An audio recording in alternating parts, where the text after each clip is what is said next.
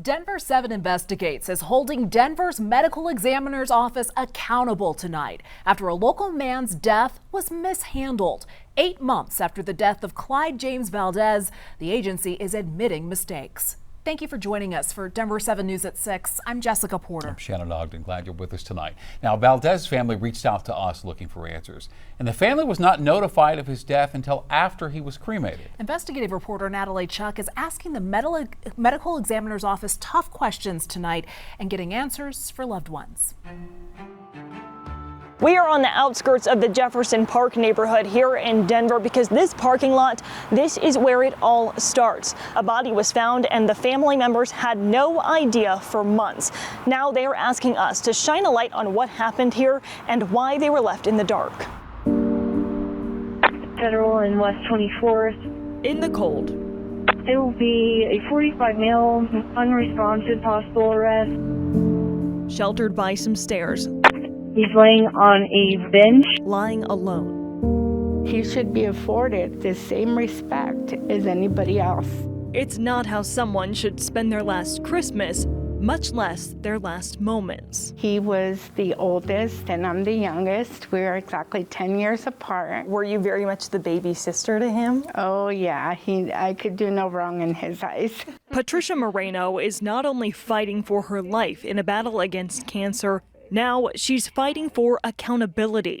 Her oldest brother, Clyde James Valdez, was homeless and found dead on December 25th of last year. I would call him a neighbor for the past several years. For Kirsten Galvin, he was a friend. On his birth certificate, it's Clyde James Valdez, but he told me he did not like being called Clyde, so I will refer to him as Jim from this point forward. And so will we.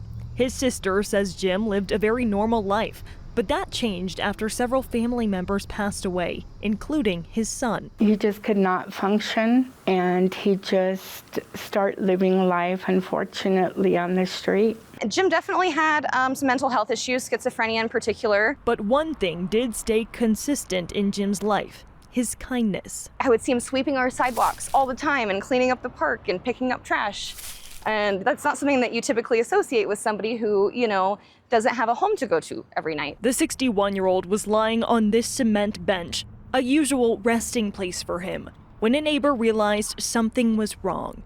Denver's office of the medical examiner ruling Jim's death an accident, a result of complications of pneumonia and methamphetamine. When I found out that he had passed, it kind of dawned on me that he might have known that he was sicker than I knew. Within 24 hours, Jim was ID'd using fingerprints. His autopsy was performed on December 26th.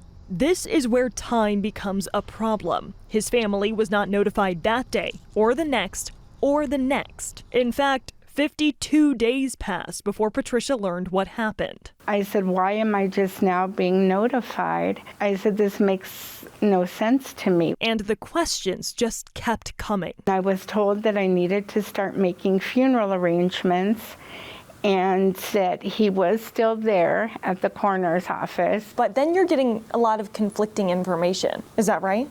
Yes, that's correct. Is what happened here acceptable? No.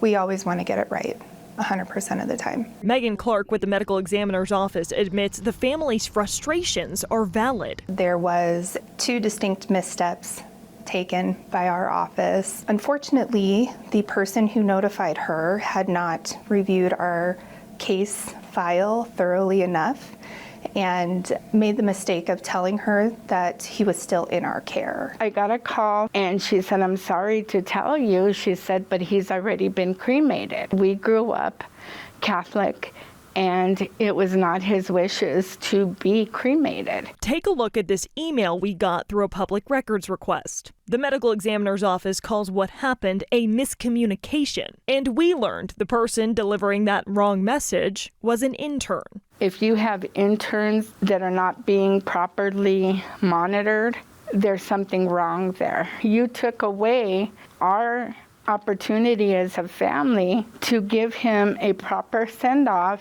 So why wasn't Patricia notified in the first place? The medical examiner's office admitting details in the other misstep. DMV records are a typical search for our office, and in this case, that was the one record that wasn't double-checked.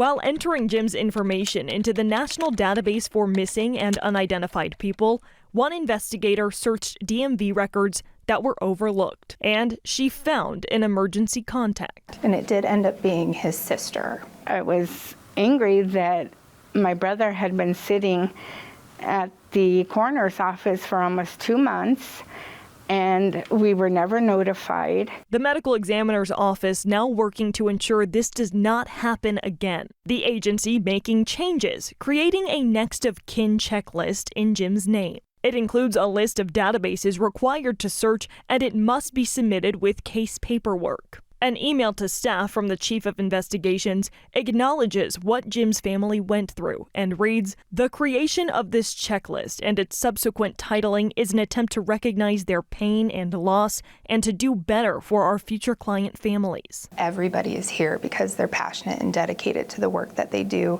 and truly care about getting it right. And in the times when we don't, we'll own it, and then we will take steps to correct it. You brought him here with you today. Yes, this is him. Throughout our conversation, Patricia's brother was right by her side. Although it's too late to change what happened, memories of the life Jim lived and the impact it will have are timeless. He was a son, he was a father, he was a brother, he was a friend, he was a good guy. Everybody matters to somebody, and Jim definitely mattered to me and to his family and to our entire neighborhood. If you or someone you know is searching for a loved one, head to the website NamUs. It is the National Missing and Identified Persons System. It is free. You just create an account and then you can search for anyone you might be looking for. For Denver7 Investigates, I'm Natalie Chuck. Great work getting accountability, Natalie. And investigative reporter Natalie Chuck is dedicated to digging deeper into issues that impact Coloradans. She and the Investigates team work together to hold individuals, organizations, and governments accountable. If you have a story you'd like Natalie to look into, contact her. Send her an email at natalie.chuck@denver7.com.